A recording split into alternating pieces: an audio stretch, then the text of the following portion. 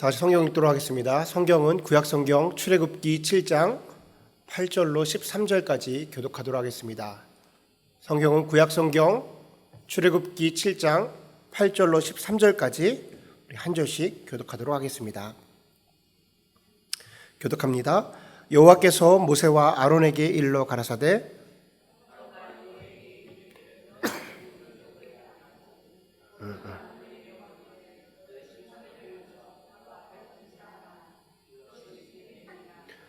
모세와 아론이 바로에게 가서 여호와의 명하신 대로 행하여 아론이 바로와 그 신하 앞에 지팡이를 던졌더니 뱀이 된지라.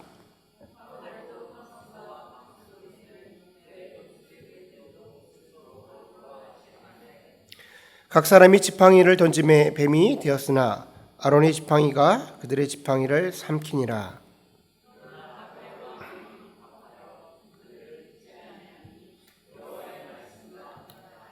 아멘. 오늘 저와 여러분이 나눌 말씀의 제목은 겸손의 옷을 입고 겸손의 옷을 입고라는 제목으로 말씀 나누도록 하겠습니다. 우리가 사회생활을 하다 보면 참 사람은 각양각색이다, 참 틀린 사람들, 다양한 사람들이 참 많다라는 것을 느낄 때가 있습니다. 우리가 보통 거의 다 비슷한 환경에서 교육을 받게 되고요, 비슷한 문화와 동시대권에 살게 돼서 어떤 일을 만났을 때 비슷한 선택을, 좀 객관적인 선택을 할 것 같은데 사람들은 각기 자기가 원하는 선택을 할 때가 많이 있습니다. 제가 이곳에 오기 전에, 미국에 오기 전에 한국에서 김포에 있는 고촌이라는 곳에서 마지막으로 사역을 했거든요. 동네 이름이 고촌이에요. 고촌. 뭔가 이름에서 풍겨나는 그 특유의 시골풍의 뭐 그런 게 느껴지시죠? 고촌. 자, 말 그대로 그곳이 시골이었어요. 그런데 그곳이 신도시로 지정이 되고 아파트들이 막 들어서기 시작하면서 개발이 되기 시작했습니다. 개발이 막 되게 되면 무엇 먼저 들어오게 되냐면요, 음식점들이 막 들어오기 시작을 해요. 음식점들이 들어와서 이곳에 가면 좀 장사가 잘 되겠다, 여기에는 동사무소가 생길 것이고 여기에는 뭐 지하철이 생길 것이고 서로가 막 예측을 해서 거기다 음식점들이 막 생기기 시작합니다. 그러니까 서로가 좋은 몫이 있는 곳으로 가려고 막 노력을 하는 거죠. 제가 그런데 어느 날 이렇게 보는데 음식점들이 막 우후죽순으로 생기는데 저쪽에 좀 뜸한 곳에 사람도 다니지가 않고 개발도 안 된 곳에 음식점이 하나씩 딱딱 생기는 거예요. 그래서 참 이상하다, 저런 데다가 생기면 저 장사나 되겠나 싶은 거예요. 그래서 제가 속으로 음식 솜씨가 굉장히 좋아서 맛으로 승부하려나 보다. 음식점이 이렇게 음식이 맛있으면 사람들이 오잖아요. 그래서 한번 가봤습니다. 근데 별 맛도 없어요. 특이한 맛도 없는 곳이에요. 그래서 그렇게 시간이 지나서 한 두세 달이 지나니까 실제로 문을 닫고 나가더라고. 망한 겁니다. 망한 거예요. 아마도 그 사장님 눈에는 거기다가 차리면 사람들이 막 몰려오고 자기가 성공할 거라고 생각을 한 거예요. 그래서 거기다 차린 겁니다. 어떤 사람들은요, 주변에서 정말 아니라고 말하는데 이상한 회사의 주식을 사는 사람들이 있어요. 그 매출을 봐도 여러 가지 실적을 봐도 아무것도 아니고 이상한데 그 주식을 사면 대박이 날 것 같아서 그 주식을 사는 사람들이 있습니다. 이상하죠. 그래서 이런 말이 나오는 것 같습니다. 사람은 누구나 보고 싶은 것만 보고 살고 듣고 싶은 것만 듣고 산다. 자기가 보고 싶은 것만 보고 살고 듣고 싶은 것만 듣고 산다라는 말이 있어요. 자기가 느낀 것만 주장하고 산다는 이야기죠. 불과 1년 전만 해도 미국에 있는 수많은 사람들이 트럼프는 결국 미국을 대표할 수 있는 사람이 될 수 없다라고 말했습니다. 그가 가지고 있는 뭐 윤리관이나 뭐 사업해온 것들, 방식들을 바라보면 그는 절대 미국의 대표하는 사람이 될 수 없을 것이다 라고 이야기했는데 1년이 지난 지금 보십시오. 버젓이 미국의 대통령이 돼가지고 대통령의 모습을 행하고 있잖아요.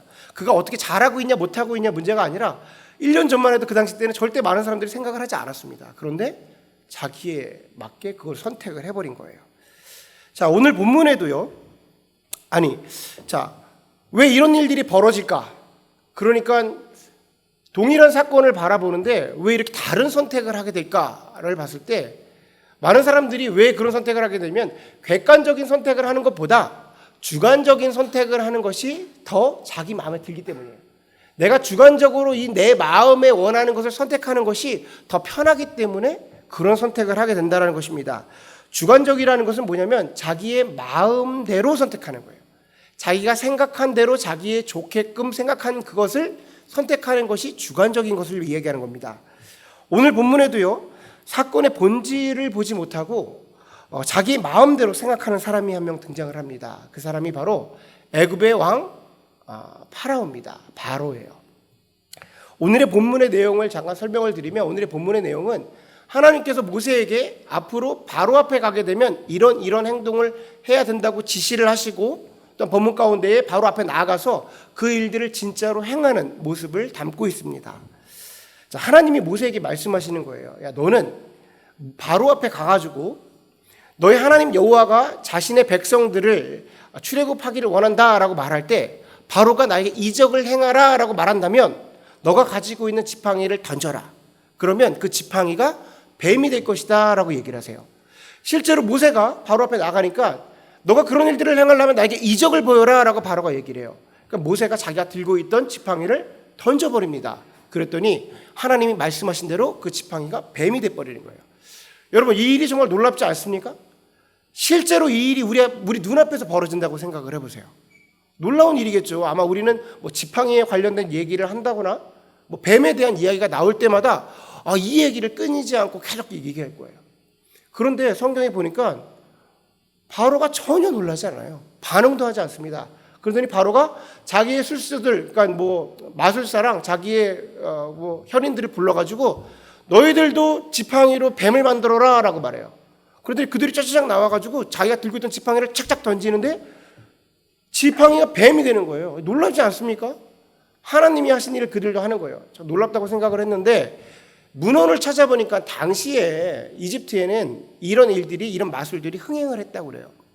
뭐냐면 이 그러니까 마술사들이 뱀에게 체면을 거는 거예요. 그래서 그 뱀이 갖고 있는 것을 꼿꼿하게 세우는 겁니다. 그래서 마치 지팡이처럼 가지고 있다가 그 뱀을 확 던지면 뱀이 체면에서 확 깨어나가지고 막 움직이는 거예요. 그러니까 그런 일들을 했다라는 거예요.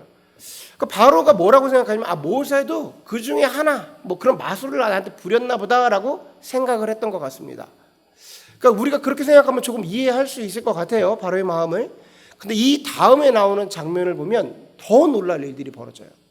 자, 그래서 술수자들이 그 뭐 마법사들이 던져가지고 뱀이 만들어졌는데 지금 모세의 뱀이 그 바로의 뱀을 한 마리씩 잡아먹는 겁니다. 놀라운 일이 벌어진 거죠. 가끔가다 인터넷을 보면 이런 기사들이 있어요. 뭐 코브라가 다른 독사를 잡아먹었다. 그리고 개구리가 뱀을 잡아먹었다. 막 생태계의 변화 막 이래가지고. 그럼 우리가 그걸 다 보면서 놀랄 일이 벌어졌네? 라고 생각을 합니다. 지금 그런 일이 벌어져도 놀라운 일인데 4,000년 전에 그런 일이 벌어지는 건 정말 놀라운 일이에요. 그리고 이집트의 관점에서 본다면 이 뱀이라는 것은 많은 것을 상징하고 있는 그런 물건입니다. 그런 동물이에요. 이집트에서 뱀은 뭘 상징하냐면 왕의 권력, 나라의 권력을 얘기해요. 그래서 이집트 왕관을 보면, 왕의 왕관을 보면 가운데 이렇게 막 뱀이 딱 있는 거예요. 그런 의미를 가지고 있는데 모세의 뱀이 바로의 뱀을 잡아먹어버린 겁니다. 그러니까 이 일이 얼마나 충격적인 일이에요. 너무나도 충격적인 일인데 성경을 보니까 바로가 아무런 반응도 하지 않았습니다. 놀라지도 않았어요. 우리 성경 13절, 우리 본문 13절을 한번 읽어보도록 하겠습니다. 13절 읽습니다. 시작.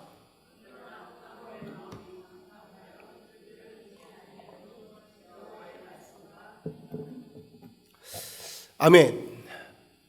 성경에 보니까 바로의 마음이 강팍하여졌다라고 그래요.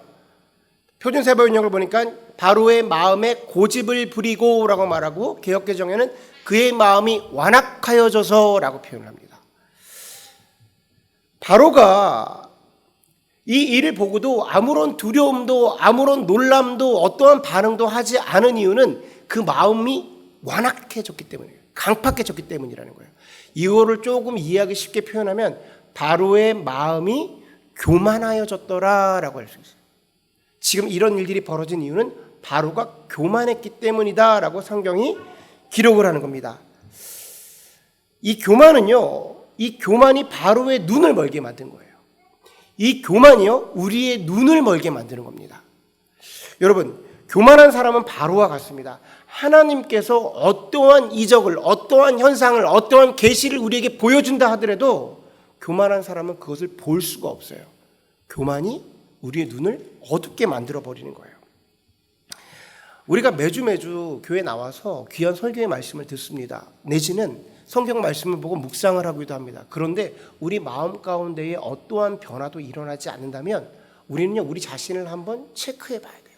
점검해 봐야 됩니다. 교만이라는 것이 우리 마음속에 자리를 잡고 있을 수도 있습니다.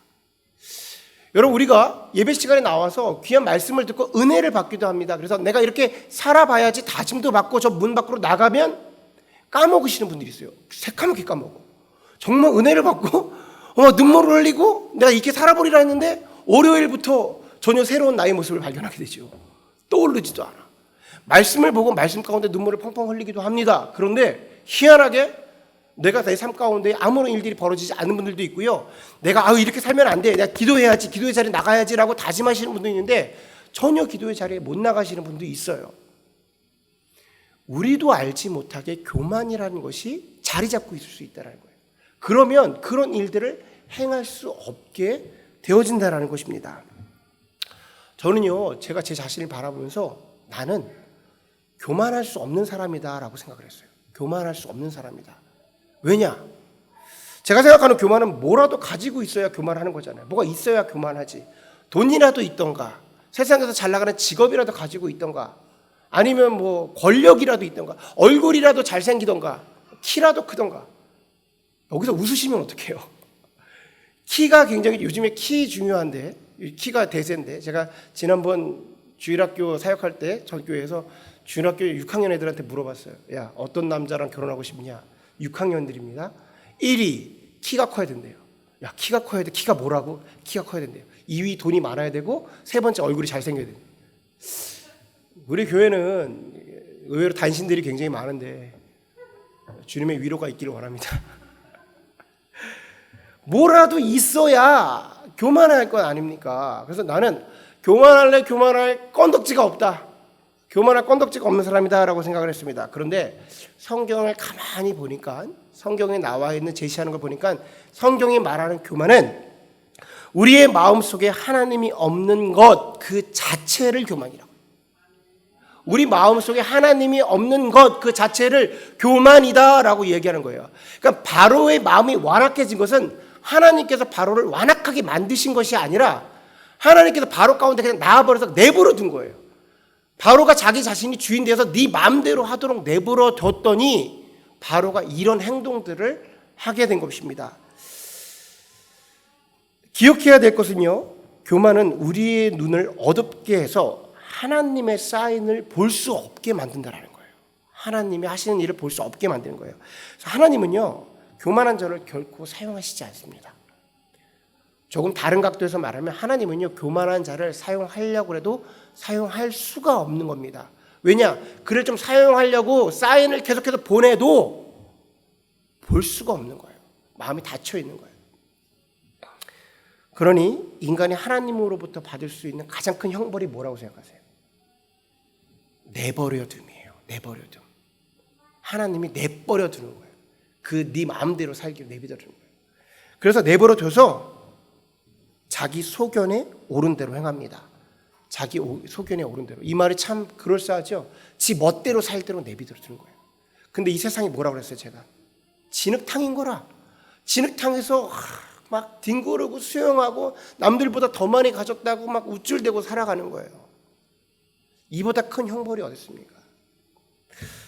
왜 예수님께서 성육신을 하시고 이 땅 가운데 오신 것이 우리에게 은혜이신 줄 이제 아시겠죠? 왜 이 땅 가운데 오신 것이 은혜입니까? 하나님께서 개입하신 거예요. 개입하신 거. 이보다 큰 은혜가 어디 있습니까?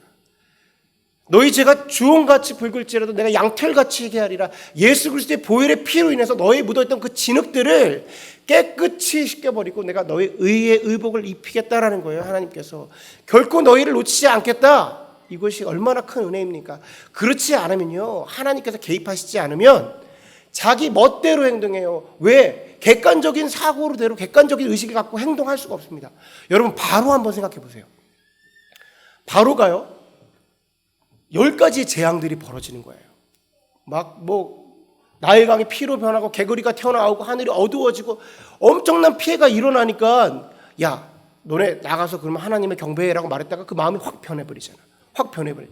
몇 번 하면, 몇 번 당하면 그만해야 되잖아요. 근데 그 마음속에 자기 멋대로 내버려두니까 그게 아까워서 놓지를 못하는 거라. 놓지를 못해요. 그래서 마지막까지 자기의 아들이 죽었음에도 불구하고, 그럼에도 불구하고 자기 마병들을 보내가지고 그 사람들을 다시 잡아오라고 시켜요. 10번이나 당했으면 우리가 객관적으로 아이고 야 저 하나님하고 붙었다가 내가 아주 그냥 개박살 나겠구나 라고 생각해야 되는데 안 그런다고요. 뭐라고 하면 야 저 마병들을 보내서 다 잡아와 라고 그래요. 그러면 갈 수 있다고 칩시다. 홍해가 갈라지는 걸 봐요. 물이 막 갈라져가지고 마른 땅이 나오는 걸 보면 그야 이거 놀라겠다 하고 되면 멈춰 서야 되잖아요. 어딜 갑니까? 그 홍해가의 물 가운데에 막 들어가는 거야. 물 가운데. 우리가 현실적으로 생각해 보세요. 그게 객관적이에요? 그게 완전히 눈이 돌지 않고서는 안 되는 거라고요. 근데 그 일을 해버리는 거예요. 물에 다 잠겨버려요. 물에 다 잠겨버려요. 다 죽어버린다고. 하나님이 개입하시지 않잖아요. 우리 삶 가운데. 우리의 행동들이 이렇다라는 거. 어디로 굴러가는지도 모르고 막 하는 거야. 우리가 아무리 신앙인이라 하여도 보이지가 않는 겁니다. 우리가 주인 되면요. 바로와 다를 게 하나도 없어요. 그건 놓지 못하고 계속 그냥 질질 끌려가는 거예요. 하나님이 우리를 구원한다 말씀하시고 개입하는 것이 은혜인데 그 또한 교만한 사람은 자기가 주인 된 사람은요 바라보지 못합니다. 그래서 이 땅 가운데에 그렇게 살아가는 거예요. 지난주 목장 예배에 우리 한은영 집사님이 이렇게 쉐어하신 게 있어서 간증하신 게 있어서 설교에 도움이 될 것 같아서 한번 제가 함께 나눴으면 해서 제가 그 이야기를 좀 전해드리려고 그래요. 우리가 잘 알고 있듯이 우리 한은영 집사님은 그 유럽계 화장품 회사 다니잖아요. 그래서 큰 회사를 다니는데 그쪽이 그 회사가 뷰티 쪽에 있는 회사여서 그런지 구성원들이 좀 레즈비언들이 많고 게이들이 많고 동성연애자들이라든지 무슬림들이 유럽 쪽에서 무슬림들이 굉장히 많대요. 구성비가 점점 많아지는 것 같아요. 그래서 회사를 다니는 것에 한때는 좀 고민을 하고 내가 이 회사를 계속 다녀야 되나라고 고민까지 했었던 적이 있습니다. 그렇지만 그런 것이 하나님의 뜻이 아니라고 보내주신 뜻이 있을 거라고 생각을 해서 그 회사 안에서 기도 모임을 만들었대요. 기도 모임을 갖고 우리가 여기서 좀 크리스천들이 좀 중심을 잡자라고 생각해서 그렇게 기도 모임을 진행을 했답니다. 이제 미국 회사 안에서 이런 종교적인 행위를 하는 것이 되게 엄하게 금지를 시키잖아요. 그래서 이런 것들을 누가 고발한다거나 적발이 되면 회사에서 잘릴 수도 있대요. 그러니까 생계를 내어놓고 진짜 기도 모임을 하는 거죠. 자, 그렇게 1년 넘게 모임을 계속해서 유지를 했는데 하나님께서 드디어 일하게 되는 것을 경험하게 됐대요. 하나님께서 처음부터 함께 하셨죠. 근데 최근 몇 개월 가운데 성령님이 더욱더 강하게 역사하는 것을 보게 됐다고 합니다. 처음에는 그 같이 선교를 갔던 헤더라는 자매가 있어요. 아프가니스탄에 같이 선교를 갔던 자매랑 둘만 모여서 기도를 했는데 이제 주변에서 그 이야기를 어떻게 들었는지 주변 그 동료들이 너희와 함께 기도하기 원한다. 이 기도의 자리를 지키겠어 이런 게 아니라 너희가 기도하는 거 알고 있는데 나도 그런 위로가 필요해. 예수님이 우리를 위로해 줬으면 좋겠어 라고 그냥 조인을 하는 거예요. 그러면 함께 기도하자라고 해서 기도를 하는데 이제 그 인원이 한 4명에서 5명까지 모여지기 시작했대요. 그 이제 규모가 커지잖아요. 사람들 눈에 보이게 되잖아요. 자꾸만 미팅룸에서 이렇게 모여서 기도를 하는데 그런데 모여서 기도할 때 성령님이 얼마나 강하게 인도를 하시는지 자 우리 다 같이 기도합시다라고 하는 순간 갑자기 거기에 있는 5명이 눈물이 다 터져나가요.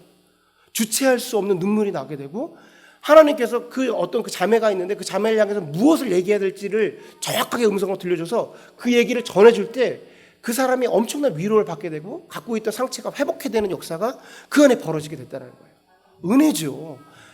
한 집사님 표현으로는 이보다 강력한 성령을 체험해보지 못했대요. 기도할 때마다 그 안에서 벌어지는 일들이 너무나도 놀랍다라는 거예요. 은혜입니다. 근데요, 은혜가 있는 곳에 사단이 또 역사를 합니다. 사단은요 놀고 있지 않아요. 사단이 걔 잡이기 때문에 걔 최선을 다하는 애예요. 그래서 은혜가 있는 곳에 사단이 틈타는데 가만히 그렇게 진행되는 일을 봤더니 회사에서 점점 무슬림들이 더 많아지더라는 거야. 눈에 띄게 많아지고 그들이 자꾸만 힘을 쓰더라는 거야 회사에. 뭐 여러 가지 일들을 할 때 무슬림들을 더 챙겨주게 되고 회사가 존경하게 되고 그들이 힘을 쓰는 일들이 벌어진 겁니다. 그래서 이게 영적인 싸움인가 보다라고 생각을 하고 지내다가 드디어 지난주에 어떤 일이 벌어졌대요. 한 일이 벌어진 겁니다. 기도 모임을 같이 하는 그 헤더라는 자매가 이제 얼마 전에 아이를 낳게 돼가지고 회사에 나가서 이렇게 유축을 이렇게 이제 뭐 아이 이렇게 젖을 빼야 되는 일이 벌어졌대요. 여성들이 회사 일을 하는 게 쉽지가 않죠. 그래서 회사에서 지정된 장소에서 이제 유축을 하려고 회사가 말한 자리에서 유축을 하려고 했더니 그 자리에서 무슬림들이 야, 너 딴 데 가서 그 일을 해라고 그랬대요. 얼마나 사실 좀 자존심이 상해요. 야, 이거는 회사가 나에게 정해준 장소야. 내가 이곳을 사용하는 건 정당한 거야 라고 말했더니 우리 이 방에서 기도할 거야 그랬대. 무슬림들 정기적으로 기도하잖아요. 그럼 뭐라고 말하면 너 방에 가서 기도를 해. 너네 회사가 정해준 자리가 있잖아. 가서 거기서 기도해. 그랬더니 아니야, 우리 싫어. 이 방 쓸 거야. 그러니까 너가 딴 데 가서 해라고 말했대요. 얼마나 화가 납니까? 그러니까 거기서 감정적인 싸움이 붙었대요. 그리고 나는 절대 못 나간다고 그래가지고 방을 지키고 막 서로 싸움이 벌어졌대요. 그래서 회사에는 많은 사람들이 개입을 해가지고 그 일을 중지하고 그러는데 회사 사람들이 그 무슬림 사람들을 편을 확 들어버린 거예요. 이제 회사에서 뭐 무슬림 기도 못하게 하고 뭐 이런 일들이 하면 좀 더 이슈가 되잖아요. 그러니까 그 헤더라는 분이 너무나도 상처를 입고 화가 나고 분하게 된 거예요. 근데 제가 알기로는 한 집사님하고 그 헤더라는 분이 회사에서 포지션이 그렇게 낮은 포지션이 아니에요. 그러니까 힘 대 힘으로 붙어가지고 내가 내 권리를 차지하겠어라고 말하면 어떻게 그렇게 차지할 수도 있는데 그렇게 하지 않고 그러니까 더 참아내야 되고 그러니까 화가 난 겁니다. 흥분이 하고 자기 자리에 앉아가지고 마음을 다스려야 되니까 기도를 하면서 그 말씀을 받대요. 그래서 기도하면서 하나님께 내가 어떻게 해야 됩니까? 이 너무 억울한 일이 벌어졌습니다라고 기도를 했더니 하나님께서 마음속으로 너가 교만해서 그렇다고 하는 거예요. 너가 그 사람을 품지 못하고 그들을 인내하지 못하고 그 자리에서 너의 감정적으로 움직여서 너의 교만 때문에 이런 문제가 벌어졌다는 거예요. 환장하죠. 여러분 우리 같아요. 내가 어떻게 해요? 따지죠. 하나님 이게 무슨 일입니까? 저것들이 다 잘못했다 그러고 또 무슬림들이잖아. 그러니까 더 화가 날 거 아니에요. 저것들은 죄인들 아닙니까? 막 저 악한 것들 다 물러나게 해달라고 그러고 막 흥분했을 텐데 하나님이 그러신 거예요. 하나님이 헤더라는 분한테 그랬다는 거예요. 너가 감정 세워서 그런 거다. 제가 앞에서 말하고 있는 저 같아서 참 쉽지가 않지요. 그런데 헤더가요, 그 순간 하나님의 말씀을 그대로 받아들여서 그 무슬림 자매, 자기랑 싸웠던 자매한테 가가지고, 그러니까 여성분한테 가가지고 무릎을 꿇고 손을 잡고 회사에서 미안하다고 했답니다. 그리고 그 일에 개입했던 회사 사람들 다 찾아가가지고 동일하게 무릎 꿇고 손을 잡아주면서 내가 잘못했다라고 그랬대요. 제가 알기로는 한 집사님하고 그 헤더는요, 회사에서 낮은 포지션이 아니에요. 높은 포지션이에요. 그래서 회사 상황 더러운 거지 뭐 이런 거 내가 들어도 해야 되는 거니까 내가 진급하려면 내가 안 잘리려면 해야 돼 이런 게 아니었다고요. 그냥 버틸려면 버틸 수 있는 거고 그 두 사람들이 되게 센 여자들이에요. 제가 헤더라는 분은 들어서 잘 모르지만 한혜연 집사한테 확실히 알아요. 이런 일이 본인에게 벌어졌다. 엄청난 일이 벌어지죠. 근데 한혜연 집사님이 나한테 맨날 뭐라고 말하면 헤더 되게 세. 그건 같은 여자야. 일이 벌어질 일인데 둘이 하나님이 말씀을 하시니까 그 자리에서 내려놓는 거예요. 인정하는 거예요. 여러분 이게 겸손입니다. 내가 할 수 있는데 내 생각에 이게 옳은데 내가 실수한 게 하나도 없는데 하나님이 아니라면 아니라고 말하는 게 겸손이에요. 아멘. 앞에서 말하는 저도요. 지금 사실 좀 살이 떨려요. 말하면서도 참 힘들어요. 이것을 우리가 삶 속에서 정말 생각하는 건 쉬운 일이 아닙니다. 근데 어떻게 그 헤더라는 사람이 담아낼 수가 있죠? 성령을 겸한하는 거예요. 주님과의 관계가 있는 거예요. 예수님이 아니라면 아닌 거예요. 주님이 맞다고 맞는 거예요. 여러분, 상황이 그렇잖아요. 잘못한 게 없잖아요. 무슬림한테 무릎을 꿇는다는 게 얼마나 세상적으로 말하면 그게 지옥이라고 생각할 수 있지 않습니까? 그런데 하나님이 그 순간 아니야. 그 순간 너가 감정적이었어라고. 우리가요 감정이 풀풀 나올 때가 얼마나 많습니까? 저도 젊어서 그런지 혈기가 막 나올 때가 너무나도 많아요. 그런데 그 순간 하나님이 아니라고 그러면 불 끓어야 되는 거예요. 이게 겸손인 것입니다. 겸손이 없는 크리스찬은요 세상과의 영적인 싸움에서 승리할 수가 없습니다. 이겨낼 수가 없어요. 주저앉고 무너지고 패배할 수밖에 없는 겁니다. 릭 조이너라는 사람이 있습니다. 릭 조이너가 자신의 저서 영적 전투라는 책을 썼어요. 굉장히 유명한 책이죠. 그 저서에서 자기의 환상을 이렇게 표현합니다. 환상 속에 이제 말 그대로 그 사람의 환상이에요. 그래서 뭐 맞고 틀리고를 떠나서 설교에 도움이 될 것 같아서 제가 전해드립니다. 릭 조이너가 크리스천들과 함께 하나님의 거룩한 시온산에 올라가게 됐대요. 환상 가운데. 근데 하나님께서 그와 함께 있던 크리스천들하고 릭 조이너에게 의의 전신갑주를 입혀주는 일이 벌어졌대요. 근데 이 일은 굉장히 높은 단계의 크리스천들이 받는 영광과 같은 거였대요. 그래서 많은 사람들이 박수를 치고 경이롭게 바라보고 존경하는 모습이 보였고, 그 모습 가운데 그 의의 전신갑주는 굉장히 빛이 났대요. 환상 가운데. 그래서 그것을 입으면서 너무나도 감사한 일이다라고 생각하고, 실제로 의의 전신갑주를 입고 사탄들과 영적인 전투를 하는데 너무나도 수월하게 이기게 됐대요. 가지고 하나님이 주신 것이 이렇게 귀한 거구나라고 생각을 하고 영적 전투를 하고 있는데, 갑자기 하늘에서 한 천사가 내려오더니 그 릭 조이너에게 이렇게 말했답니다. 이 옷을 입어라. 근데 그 옷을 봤더니 누더기예요. 누더기 가시 옷으로 된 거예요. 빨리 급하게 이 옷을 입으라고 막 그랬대요. 나 천사한테 그 옷을 입기 쉽지 않다. 이거 너무 누더기 같은 옷이다.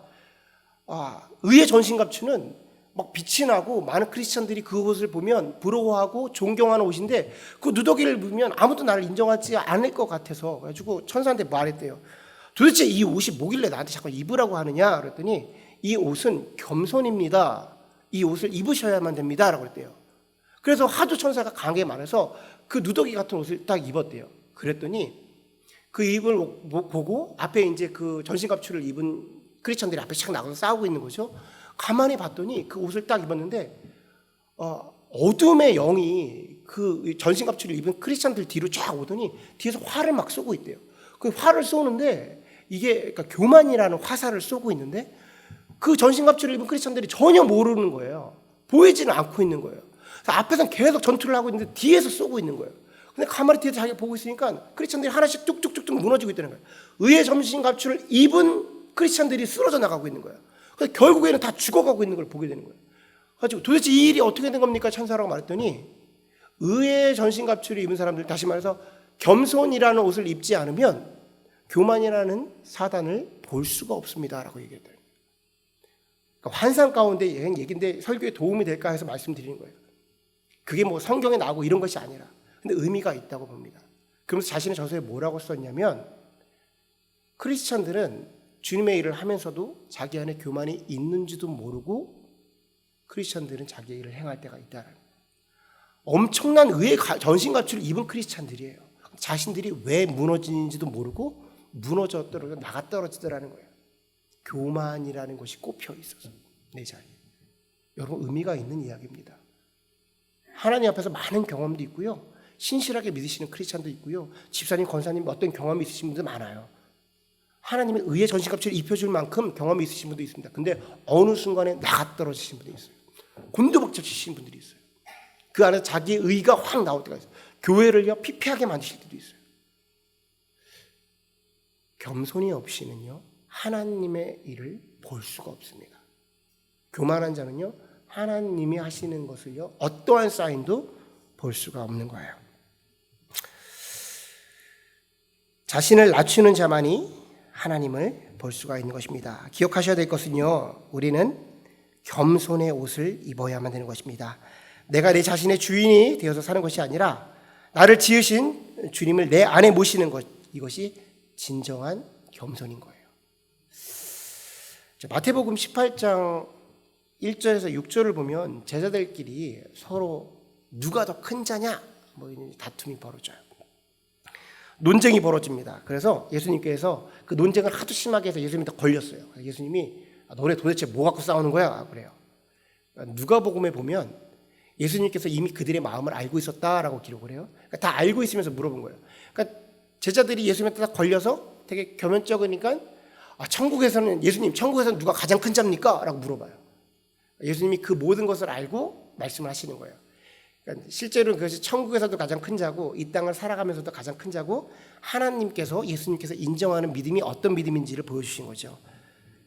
거기에는 이렇게 표현했습니다. 하나님이 인정하는 것은 자기 자신을 낮추는 자가 천국에서는 가장 큰 자다라고 얘기해요. 자기 자신을 낮추는 자가 천국에서는 가장 큰 자다. 자기 자신을 낮추는 자만이 우리 안에 예수님을 담아낼 수가 있습니다.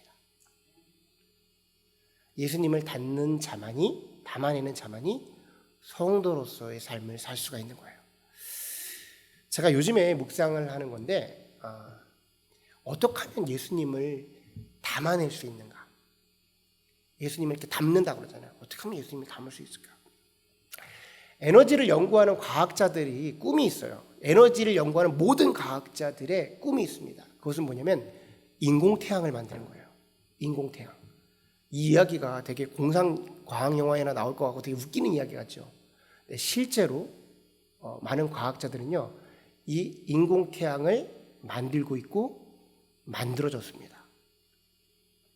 이게 이야기가 웃기잖아요. 인공태양이 있다. 뭐 과학 영화 같은 거 뭐 인공태양이 만들어져서 뭐 컴퓨터가 우리를 다 지배하고 막 이럴 것 같잖아요. 실제로 인공태양을 만드는 게 수건이에요. 인공태양을 만들면 어떤 효과가 벌어지냐면 바닷물 1리터로요 가솔린 300리터를 만드는 힘이 방납니다. 이 기술력을 이미 갖췄어요. 무엇냐면 핵융합이라는 게 있어요. 핵융합이라는 게 뭐냐면 그 안에 핵융합을 시켜서 핵으로 태양과 같은 온도의 물질을 만드는 건데 1500도 정도까지 올리는 거예요. 1500도까지. 근데 이 핵융합 기술은 이미 다 보유하고 있습니다. 많은 기술자들이. 그래서 우리나라가 얼마 전에 전 세계 최초로 핵융합을 시켜서 이 1억 도를 넘기는 것을 1분 동안 담아내는 기술을 개발했어요. 1분 동안. 그러니까 길게 개발하는 건 앞으로 이제 나가는 거죠. 앞으로 이제 지금 첫걸음인데 그 첫걸음을 한국 과학자들이 만든 거예요. 대단한 일이죠. 중요한 것은 뭐냐면 1억 도를 남게 만드는 것은 이제 일도 아닌데 이것을 어떻게 담아내냐. 이게 숙제인 거예요. 여러분, 예수님을 담아내기만 하면요, 우리 삶 가운데 예수님이 나타나는 건 일도 아니에요. 예수님을 담아내기만 하면요, 우리 삶 가운데 예수의 향기가 나타나는 건요, 일도 아니에요. 자꾸만 우리가 율법적으로 뭘 하려고 애쓸 필요가 없어요. 이 안에 그 예수만 담기만 하면 돼요. 근데 어떻게 담느냐가 문제죠. 성경은 그걸 뭐라고 말하면 자기 자신을 낮추는 자만이 예수님을 담을 수 있다고 말합니다. 이것이 겸손입니다. 오늘 설교는요, 듣는 자도 말하는 자도 아주 버거운 설교입니다. 이 설교를 하고 제가 강단에 내려가서 또한 한 주를 살 때 저도 힘들 수도 있어요. 여러분도 힘들 수 있어요. 하지만 우리는 신앙은 롱런하는 거잖아요. 끝까지 달려가는 거잖아요. 뭐 오늘 한번 겸손하고 내일 그럼 무너지는 거잖아요. 끝까지 겸손하려고 노력하고 담아내려고 묵상하는 것, 그것이 우리가 해야 하는 일입니다. 성경은 세상이 말하는 겸손은요, 많이 가지고 있는데 없는 척하는 거고요, 알고 있는데 모르는 척하는 거고, 잘났지만 못난 척하는 거를 세상의 겸손이라고 얘기해요. 남을 위해서 그렇게 살아야 된다는 거죠. 하지만 성경이 말하는 겸손은 그 마음의 그 중심에 예수님을 담아내는 것을 겸손이라고 합니다. 사람이 날이 갈수록 한 해 나이를 먹을수록 점점 더 나 중심적으로 살아가는 것 같아요. 내 기준으로 사람을 판단하는 것 같아요. 그렇게 우리가 겸손해지는 것, 또 겸손을 유지하는 것은 아마 조금 더 힘들어지는 일이 될 겁니다. 이것이 영적인 싸움이고요, 이것이 사단과의 싸움입니다. 그래서 우리는 겸손의 옷을 입어야만 하는 것입니다. 바라기는 우리 참정교회 성도님들 모두는 이 겸손의 옷을 입어서 예수님을 담아내서 이 세상 가운데 더욱더 풍성한 삶, 예수의 향기가 나오는 그런 귀한 삶을 살기를 주님의 이름으로 축원합니다.